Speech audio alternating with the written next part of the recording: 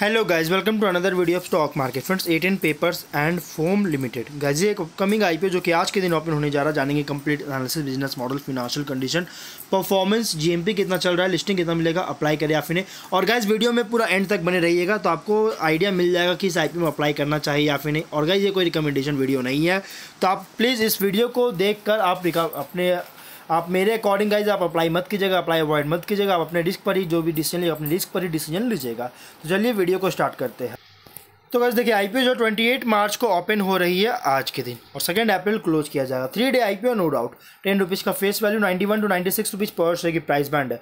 1200 shares की lot size, 31.7 crore का issue size, 33 lakh shares का इशू किया जा रहा है। Fresh issue IPO. अब इसके प्राइस अगर देखा जाता है इशू साइज के अकॉर्डिंग प्राइस बैंड बहुत ज़्यादा रखा गया, नो डाउट। 96 रुपीज़ का प्राइस बैंड और 31.7 करोड़ का इशू साइज, बहुत ज़्यादा प्राइस देखने को मिल रही है।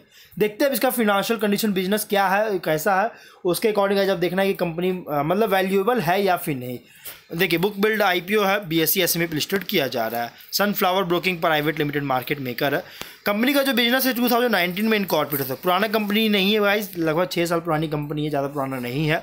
जो कि की इंटरमीडियरी है पेपर प्रोडक्ट सप्लाई चेन का, जो कि एज अ ऑपरेट करता है की इंटरमीडियरी। और किस में, तो पेपर प्रोडक्ट सप्लाई चेन में, जो कि पेपर को सोर्स करता है अलग अलग मिल्स से और सप्लाई करता है क्लाइंट्स को पैकेजिंग इंडस्ट्री में। मतलब जो पैकेजिंग इंडस्ट्री में जो क्लाइंट्स है उनको सप्लाई करता है पेपर को अलग अलग मिल से सोर्स करके, जो कि क्राफ्ट पेपर हो गया, डुप्लेक्स पेपर, अदर प्रोडक्ट्स जो कि वेरियस ग्रेड्स, थिकनेस, साइजेस में ऑफर करता है। जबकि परचेजिंग और सेलिंग करता है वेस्ट पेपर का पेपर मिल्स को, जो कि क्रूशियल रॉ मटेरियल्स होती है। और प्रोडक्ट्स में क्राफ्ट पेपर है, absorbent craft paper, paper bag craft paper, tube craft paper. जो कि क्राफ्ट पेपर में कंपनी जो रिसाइकल्ड क्राफ्ट पेपर को सेल करता है पैकेजिंग के लिए, प्राइमरीली गुजरात बेस्ड कस्टमर्स को। मतलब कहाँ पे, तो गुजरात बेस्ड कस्टमर्स को, जो कि वेरिंग है क्रेडिट पीरियड्स पर के साथ वेरिंग होते हैं। और एब्सॉर्बेंट क्राफ्ट पेपर में जो है कंपनी एब्सॉर्बेंट क्राफ्ट पेपर का सेल करता है, जो कि मिल्स के द्वारा रिसाइकल्ड किया जाता है और इसको इंटीरियर डेकोर और फर्नीचर में यूज़ होती है। और पेपर बैग क्राफ्ट पेपर, जो कि प्रोड्यूस करता है durable eco friendly kraft paper bags का पैकेजिंग ग्रॉसरीज के लिए, मेडिकल आइटम्स के लिए और मोर के लिए। और ट्यूब क्राफ्ट पेपर की बात करेंगे तो इसमें मटेरियल्स का यूज करता है, जैसे wood pulp, craft paper, cardboard, जिससे ट्यूब्स का मैन्युफैक्चर कर सके बेस्ड ऑन एप्लीकेशन। और 30 नवंबर के अकॉर्डिंग फॉरेन एम्प्लॉयज़ का टीम है। देखिए, कंपनी का जो बिजनेस है हाईली कॉम्पिटिटिव सेगमेंट में बिजनेस कर रहा है। कंपनी का बिजनेस मतलब कि ट्रेडिंग करता है यहाँ पे और बहुत ही हाईली कॉम्पिटिटिव सेगमेंट में बिजनेस करती है। अब यहाँ पे अगर हम बात करेंगे अलॉटमेंट डेट का, तो डेट है 3 अप्रैल का। 4 अप्रैल रिफंड रिलीज किया जाएगा, सीएसडी में अकाउंट में क्रेडिट होगा। 7 अप्रैल लिस्टिंग डेट रखा गया। रिटेल ओनली 1 लॉट अप्लाई कर सकते हैं, 1200 शेयर्स मिलेंगे। एचएनआई मिनिमम 2 लॉट अप्लाई कर सकते हैं, 2400 शेयर्स मिलेंगे।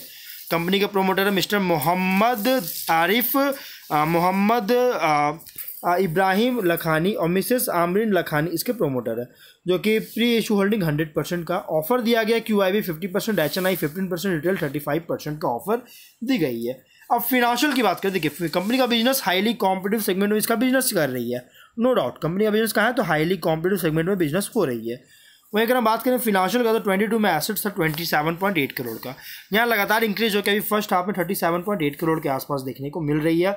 नेट वर्थ है 3.7 करोड़ का। अभी देखिए लगातार इंक्रीज हो रहा है और अभी ये 10.8 करोड़ के आसपास। रिजर्व्स और सरप्लस देखिएगा तो 22 में 2.7 करोड़ का था, अभी है 3.8 करोड़ का। लेकिन उससे पहले 24 में 6 करोड़ का है। अच्छी ग्रोथ हुआ। फर्स्ट हाफ में भले थोड़ा बहुत यहाँ पे ग्रोथ नहीं, क्योंकि अभी सेकेंड हाफ अभी यहाँ ऐड नहीं किया गया है। वहीं अगर हम बात करें बोरोइंग्स का, तो 15.4 करोड़ का है। जबकि और लगातार यहाँ पे बोरोइंग्स 24 में 23 में थोड़ा इंक्रीज किया 16 करोड़ का, सो वापस से डिक्रीज किया और अभी 11 करोड़ के आसपास बोरोइंग्स देखने को मिल रही है। रेवेन्यू प्रॉफिट 22 में 89.8 करोड़ का रेवेन्यू, 76 लाख का प्रॉफिट है।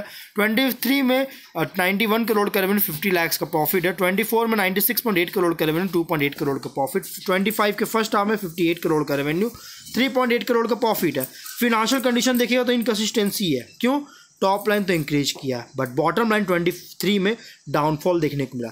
लेकिन 24 में वापस से सरप्राइजिंग बूस्ट, मतलब जो प्री आईपीओ ईयर जो है ना, बहुत ही सरप्राइजिंग बूस्ट हुआ है। और ये सिर्फ डाउट ही क्रिएट नहीं कर रहा है बल्कि सस्टेनेबिलिटी को लेकर कंसर्न रेज कर रही है। ये बहुत ज़्यादा रिस्की देखने को मिल रहा है। सरप्राइजिंग बूस्ट हुआ है। और ये देखिए सरप्राइजिंग बूस्ट भी जो है ना एक थोड़ा सा कंसर्न रेज करने वाली बात है कि क्या ये फ्यूचर में भी मेंटेन कर पाएगा या फिर नहीं। और अगर हम बात करें रेशियोज़ का तो ROE 49.3%, ROC 23.23%, debt to equity 2.23 time का, RONW 39.5%, PAT मार्जिन 2.87 टाइम्स का, price to book value 9.55 times का, पी रेशियो 24.16 टाइम का प्री IPO। जो कि यहाँ पे देखिए रेशियोज तो अच्छी है बट कंपनी पर डेट बहुत ज़्यादा 2.23 टाइम का, प्लस कॉस्टली IPO 9.55 टाइम का प्राइस टू बुक वैल्यू है। तो आप देख सकते हैं थोड़ा सा कॉस्टली देखने को मिल रहा है ये IPO में। इसके अलावा अगर हम बात करेंगे तो यहाँ पे जो रेवेन्यू है मेनली गुजरात से अकेले जनरेट करता है, और लगभग अगर देखिएगा तो कंट्रीब्यूशन बहुत ज़्यादा है 99.6%, 99.8%, 99%, 97%, और इस डेट के अकॉर्डिंग है। और इसीलिए गाइस कोई भी अगर गुजरात में adverse political, social, economic development होता है तो बिजनेस को हिट कर सकता है। और टॉप एंड सप्लायर्स पर बहुत ज़्यादा डिपेंड करता है, जो कि आप इस डेट को देख सकते हो। परसेंट में बात करूंगा 89.9%, 84%, 84.4%, 77.7% का। और सप्लाई चेन में डिस्ट्रप्शन होता है, जैसे डिलेज होना, शॉर्टेज होना, सब स्टैंडर्ड सप्लाई क्वालिटी होना रॉ मटेरियल्स का, जिससे सिग्निफिकेंटली अफेक्ट कर सकता है प्रोडक्शन कैपेबिलिटीज़ को, रेप्यूटेशन को और प्रॉफिटेबिलिटी को। कंपनी के ऊपर आउटस्टैंडिंग ट्रेड रिसीवेबल्स है 34.7 करोड़ का, जिसमें से 8.6 करोड़ का जो है ओवर ड्यू है मोर देन 6 मंथ्स, मतलब 6 मंथ से भी पुराना जो है सो 8.6 करोड़ का ओवर ड्यू है। और ये मतलब ट्रेड रिसीवेबल्स भी होना गए ज़्यादा ट्रेड रिसीवेबल्स का आउटस्टैंडिंग होना भी एक कंसर्न रेज करने वाली बात है। और ये कलेक्शंस को मतलब कस्टमर से कलेक्शन अगर डिले करता है, देखिए ये जो ट्रेड रिसीवेबल्स है ना, अमाउंट अभी कंपनी को रिसीव नहीं हुआ, और ये कंपनी मतलब कि कस्टमर से अगर कलेक्शन नहीं कर पाता है तो इसके कारण वर्किंग कैपिटल को पूरी तरह से डिस्टर्ब कर सकता है, पूरी तरह से मतलब कि अफेक्ट कर सकता है वर्किंग कैपिटल को, जिससे एक्सटर्नल बोरिंग्स मतलब कि आगे फिनेंशियल जो कंपनीज है उनसे लोन वगैरह लेना पड़ सकता है। इस पर डिपेंडेंसी बहुत ज़्यादा इंक्रीज होगा, जिससे फिनेंशियल पोजीशन को भी अफेक्ट कर सकती है। कंपनी सब्सिडियरीज, प्रोमोटर्स और डायरेक्टर्स इन्वॉल्व है ऑनगोइंग लीगल प्रोसीडिंग्स में, और इसके कारण बिजनेस प्रॉस्पेक्ट को डेट्रीमेंटल कर सकता है अगर केसेस इनके अगेंस्ट होता है तो। टॉप 10 कस्टमर से कंट्रीब्यूशन भी देखिएगा तो 28.2%, 28%, 34.6%, 36.7% का टोटल सेल्स का कंट्रीब्यूशन है। और इसीलिए जिसकी कस्टमर्स को रिटेन करने में फेलियर होता है, कस्टमर बेस एक्सपैंड नहीं कर पाता है, लॉस होता है बिजनेस में, तो बिजनेस फिनेंशियल स्टैंडिंग को भी एडवर्सली अफेक्ट कर सकती है।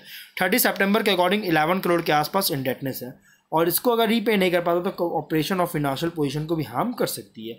ये कुछ रिस्की पॉइंट भी है। जीएमपी बिल्कुल भी नहीं, ₹0 का जीएमपी है, जिसके कारण ये कंपनी या तो डिस्काउंट लिस्टिंग होगा तो फ्लैट डेब्यू करेगा। और ऑब्जेक्टिव क्या है, तो कैपेक्स करना चाहती है, incremental working capital general corporate के पब्लिक इशू एक्सपेंस के लिए IPO लेकर आई। अभी फिलहाल वर्किंग कैपिटल यहाँ पे फंड रेज कर रहा है वर्किंग कैपिटल के लिए, लेकिन अब फिलहाल कंपनी पर जो है ट्रेड रिसीवेबल्स का आउटस्टैंडिंग है होने के कारण जो है वर्किंग कैपिटल को इम्पैक्ट कर रहा है, और इससे अभी जो है वर्किंग कैपिटल अभी थोड़ा कुछ टाइम के लिए एक अच्छी यहाँ पे जो है सो कवर कर सकता है, बट लॉन्ग टर्म में गाइस उतना कोई खास नहीं। अगर ये जो ट्रेड रिसीवेबल्स है अगर इसको मेंटेन नहीं कर पाता है, रिकवर नहीं कर पाता है, कलेक्शन नहीं कर पाता है तो बहुत बड़ा अफेक्ट कर सकता है वर्किंग कैपिटल को इन फ्यूचर। तो ओवरऑल गाइस देखिए कंपनी फिलहाल तो business to business mode of operation को फॉलो करता है, लेकिन प्राइस बैंड बहुत ज़्यादा रखा है। जैसे मैंने बताया कि इसके जो इशू साइज़ है इसके अकॉर्डिंग प्राइस बैंड बहुत ज़्यादा है। इसका प्राइस गाइस अराउंड अगर 40 to 45 रुपीज़ के आसपास होता तो बेटर माना जाता, बट कितना है तो 96 रुपीज़ का प्राइस बैंड है, इसलिए गाइस बहुत ज़्यादा रिस्की IPO है। तो गाइस इसलिए आप अपने अकॉर्डिंग डिसीजन ले सकते हैं। मेरे अकॉर्डिंग गाइस आप इसको अवॉइड कर सकते हैं, लेकिन आप अपने अकॉर्डिंग इसको डिसीजन ले सकते हैं। बट यहाँ पे एनालिस्ट ने क्या कहा है, इसमें अगर बात करेंगे तो एनालिस्ट ने कहा है इसको अप्लाई करने के लिए, एनालिस्ट जो है सो अप्लाई करने का सिग्नल दे रहे हैं, बट मेरे अकॉर्डिंग आप इसको इग्नोर कर सकते हैं। अब देखिए गाइस अपने अकॉर्डिंग आप डिसीजन लीजिएगा। तो फिर मिलते हैं नेक्स्ट वीडियो में, टिल देन बाय बाय।